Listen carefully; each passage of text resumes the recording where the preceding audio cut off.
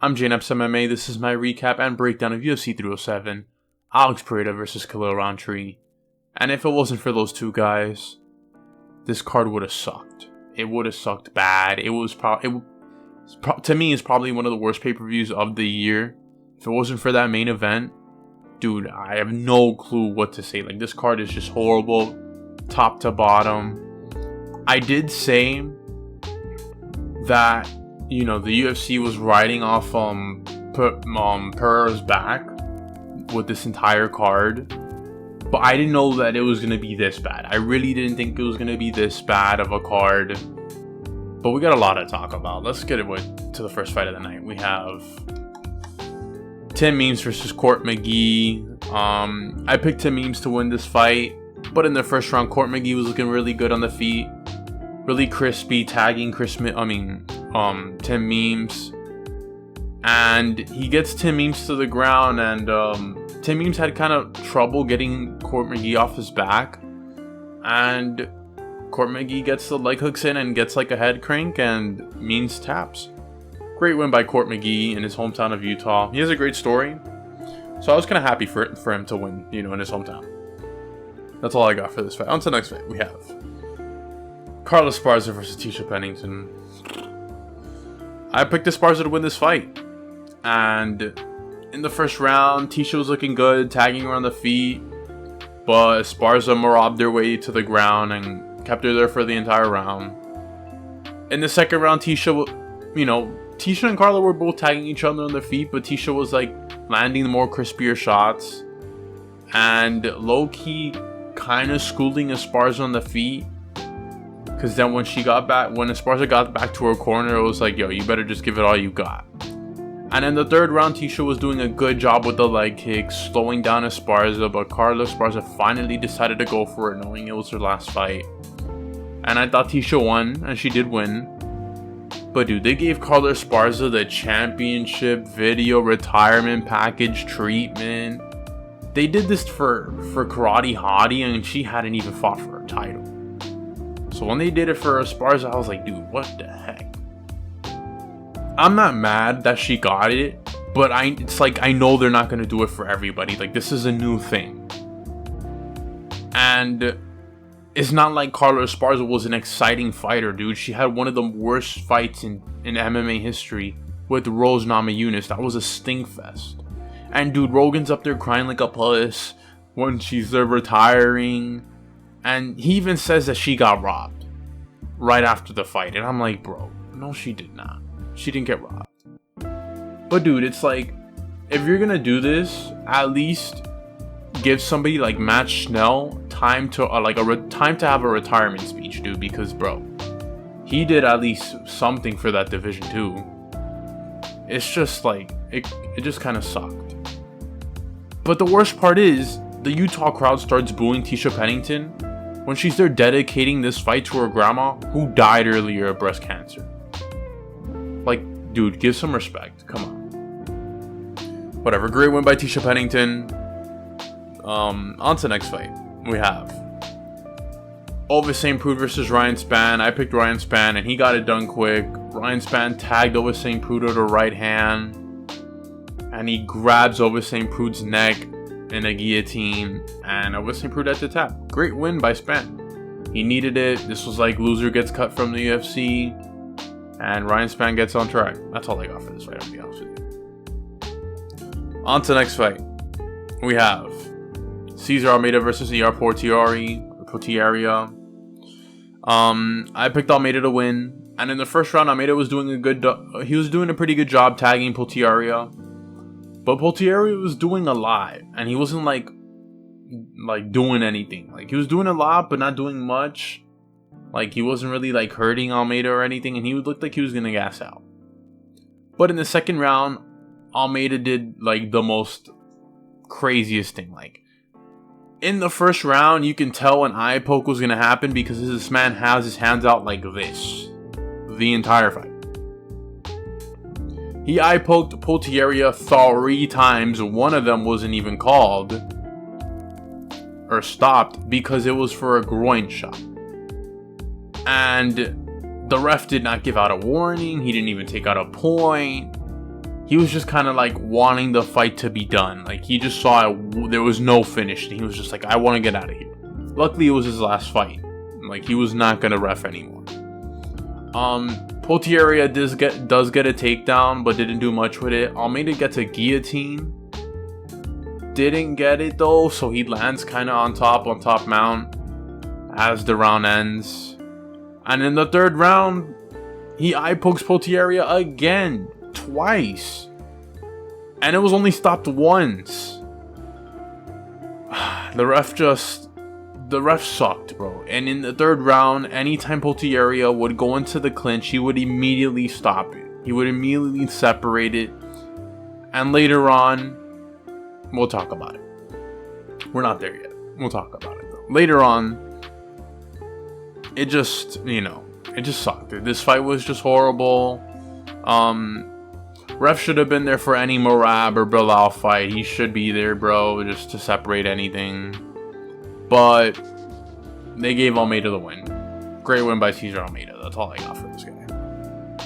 On to the next fight. We have Alexander Hernandez versus Austin Hubbard. I picked out Hernandez to win this fight. And Hernandez did a good job controlling the fight on the feet and landing his shots. Hubbard's shots were landing, but they weren't like as good as Hernandez, and Hernandez was stuffing all of his takedowns. And I thought he won the first 2 rounds, and Hubbard in the third round, he did win that round though. He was tagging Hernandez, and Hernandez was getting cut up, and he was definitely just hurt. He just didn't have anything for Hubbard in the third round. But I thought Hernandez won the first 2 rounds. The judges did too. It was a close fight. Hernandez wins by split decision. Great win by Hernandez. It was a close fight, and he needed that win. Came in on short notice too. So, good job. On to the next fight. We have Iasmin Lucindo versus Marina Rodriguez. In the first round, Rodriguez did a good job on the feet, tagging Lucindo, and Lucindo really didn't have much for her on the feet. And honestly, Marina Rodriguez hurt her with the right hand, wobbling her, but with like a minute left in the round, Lucindo gets a takedown and ends the round on top. In the second round though, Marina was tagging her on the feet again, but Lucindo gets another takedown. And it just looked like Marina just wasn't... she was just there accepting position, but wasn't trying to get up or do anything. But Goddard decided to help her out. With like a couple seconds left, he stands them up. In the third round, Lucindo gets a takedown early, but loses position and gets a hard warning after sticking her chin into Marina Rodriguez's eye socket. And Goddard was not playing around. He was like, yo, do that shit one more time and I'm taking a point away. And Rodriguez gets a takedown on Lucindo, but goes for like a leg lock. Well, Lucindo goes for a leg lock. And, just Lucindo gets on top and ends the round on top. Iasmin gets the win by split decision. A whole bunch of split decisions here in this card. Great win by Iasmin Lucindo. On to the next fight. We have featured prelim on this fight. Stephen Wonderboy Thompson versus Joaquin Buckley. New Mesa getting it done, man. Wonderboy did a good job in the first round, stuffing the takedowns from Buckley, and Wonderboy was even landing too. He even landed a good head kick on Buckley, but Buckley ate it. Buckley had like 5 takedowns in the second round, and he did a good job landing shots, but Wonderboy was looking young out there, dude. He was still, had some life into him. But in the third round, you can tell Buckley was trying to end that fight because he was swinging hard right when the round started. He was like, bro, I'm done. He was swinging super hard, and eventually he lands a nice overhand right that shuts out the light on Wonderboy. I was like shook. I was like, holy crap, he did it. But knocked out Wonder Boy, calls out Usman, and I actually want to see that fight. I think that'd be a great fight for Usman, and I still think Buckley would win that fight. Good one by Buckley though. Numesa getting it done, man. I like seeing Buckley's fights, man. He's really improved as a fighter, dude. On to the main card. We have Ketlen Vieira versus Kayla Harrison. I had Kayla Harrison winning this fight.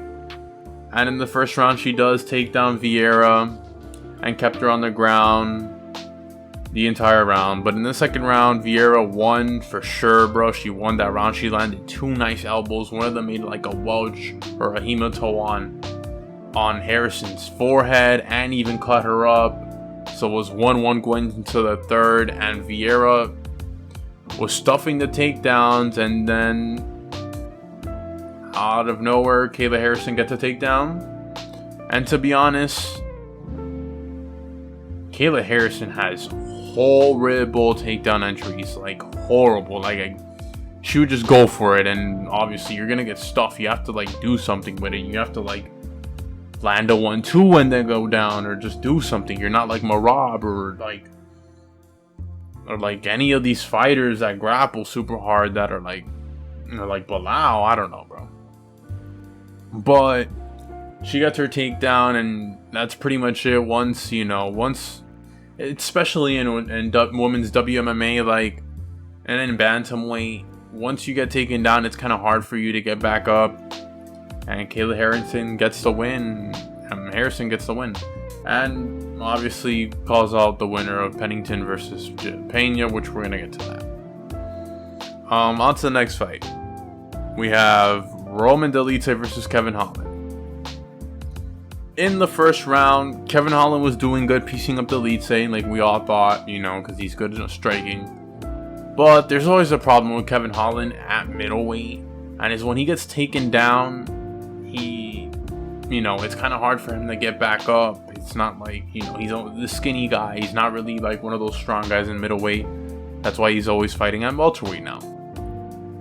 But as he was in a transition in the scramble, he broke his rib, and his coach calls off the fight. You can kind of see it pops because you can see it like right on the abdomen. I still don't get how Roman Dolidze gets a black belt from that. Like, it's not like he did anything. Like, what? You took down Kevin Holland and he got hurt off a transition? Whatever. McGregor was talking crap, saying that Kevin Holland should have kept going until like the second round until he couldn't anymore. Like, he tweeted that out, and I'm just like, McGregor, you couldn't even fight, and you had a pinky toe hurt. Like, come on. And honestly, I'm kind of happy that, the coach called it off, because you don't want to see him going all 3 rounds, or him going into the second round hurt. That probably could have aggravated the injury more, or made this fight even boring. Like, it's just, you don't want to see that. But whatever. Dolidze gets a TKO win out of it. I don't really care. Like, it doesn't matter. On to the next fight. This one right here, we have so much to talk about. Mario Bautista versus Jose. I'm already getting pissed. Jose Aldo. Mario Bautista versus Jose Aldo. What a bloodbath, right, Mario Bautista? You clinch up with Aldo for almost the entire fight, not doing anything, literally stalling the entire fight. Jose Aldo cuts you bad with a nasty jab, just one jab, and he cuts him over the eye. Mario Bautista goes back to clinching up in the cage and does nothing again. He does the same thing in the third round, and I don't know how Jose Aldo doesn't win, bro. Like, you can't just win a fight getting your takedown stuff. That doesn't make sense to me. Like, he was stalling throughout the whole fight, not trying to strike with Jose Aldo because he knows he was gonna lose. And Jose Aldo, you gotta get out of the cage more on these clinches, dude. Like, I know you were probably tired or something, but dude, you gotta get out of there. Like, and honestly, where was Goddard for this fight when he was standing up Lucindo and Rodriguez? Where was the ref that was breaking up the cage?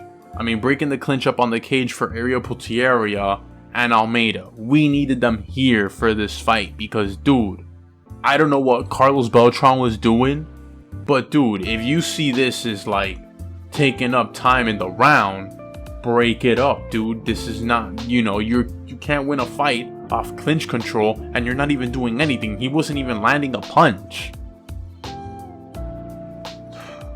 Jose Aldo should have won this fight by damage. I don't care. I thought this was just stupid. Mario Bautista, you're a virgin. You suck. You talked all this crap, all this shit in the press conference, and all you did was clinch up in the cage and did nothing. I hate you. I hope you get jump outside the arena or at MMA Labs. I hope you get slept in your next fight, bro. You suck. You suck. This was horrible. On to the next fight. On to the co-main. My bad. Raquel Pennington versus Julianna Pena. Raquel Pennington won that first round. I don't know. It was a close round, but I just thought she was landing the better punches. She was looking a little bit more crispier on the feet. It wasn't like Julianna was doing anything crazy. Like, none of them were doing anything crazy. It was like a sleep fest in the first round. In the second and third round, for sure, I'd give them to Julianna Pena. In the second round, she had her inside control the entire round. Pennington couldn't get up. Obviously, women can't get up in women's MMA. And in the third round, she had her back and almost got the rear naked choke in. Okay. Now this is where the fight gets really interesting. In the fourth round, Pennington lands a really clean head kick on Julianna Pena that stumbles her. And was even piecing up Julianna Pena on the feet.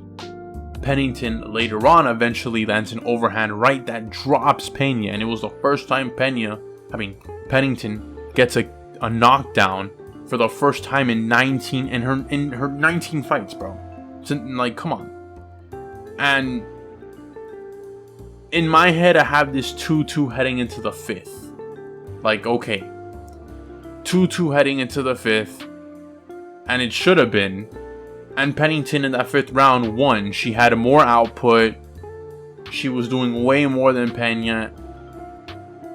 And they're reading the scorecards out. And I hear 30-27. I'm like, what? She gets robbed. I don't even know how Pena won this fight. She didn't even know probably how she won this fight. She even said, oh, I didn't know, it was pretty close. Whatever she said. I don't care. Like, I don't really care for women's MMA anymore. Like, that was just bullcrap. But, like, she got robbed. Pennington got robbed. On top of that, Pena calls out Nunes, bro. What are you doing calling out Nunes? Nunes is retired and happy and living with her family, dude. You're ducking already Kayla Harrison, dude. You're scared of Kayla Harrison already?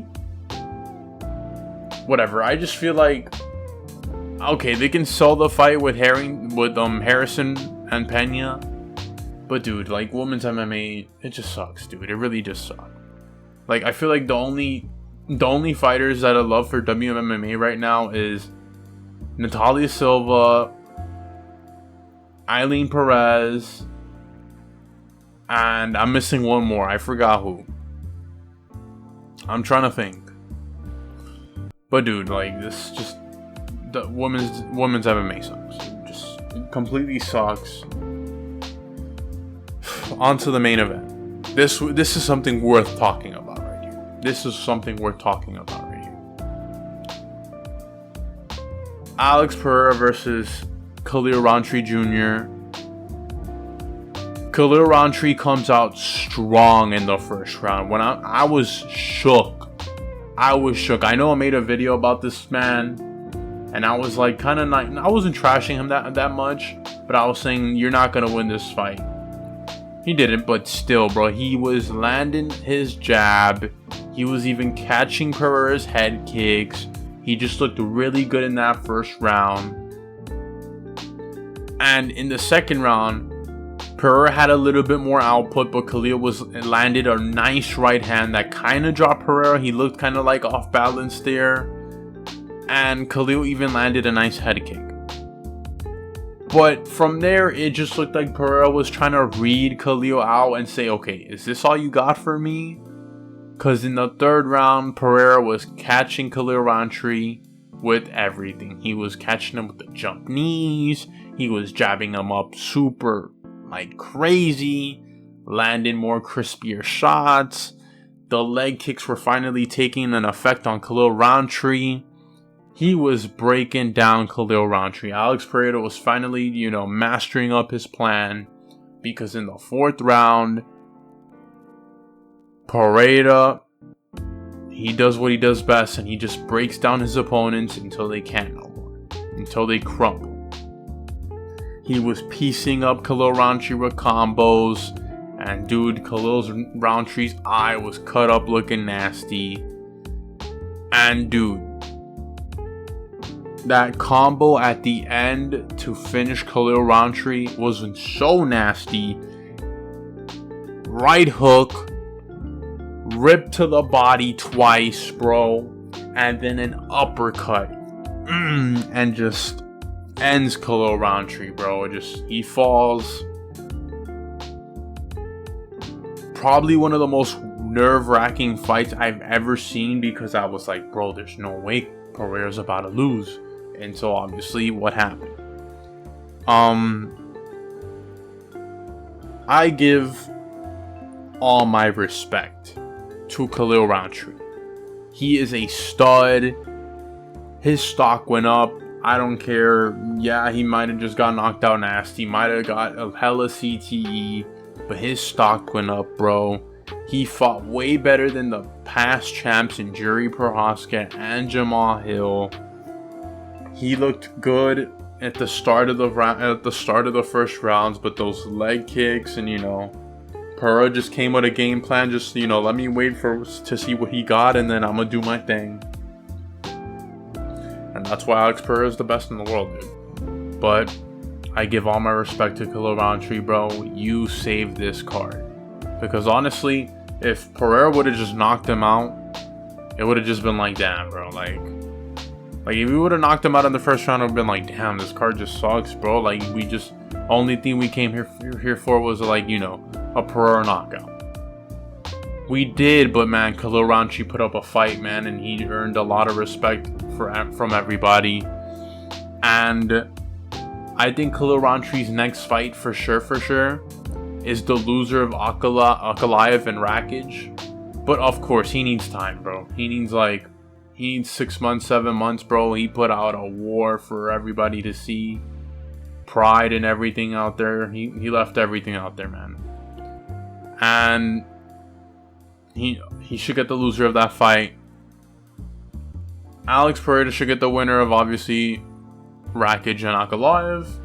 But give Alex some time. Both of these guys need to just, spend the holiday with their family and, get themselves ready for March or April or something like that.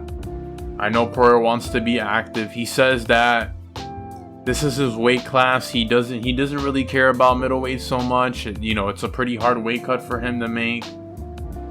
Easier at light heavyweight. And if he gets that chance to fight at heavyweight, he would. But I think this is his weight class right here to dominate for years to come. And dude, he just looks really good out there, dude. He just looked really good out there. And man, this card really just stunk. It just stunk. It really stunk until those two men right there that you see on the screen saved us. But that's all I got for today, guys. Join the Discord. It's in my channel description. Like and subscribe. I'm only 1 subscriber away from 100 subscribers. Yo, thank you to my 99 subscribers, bro. I appreciate y'all.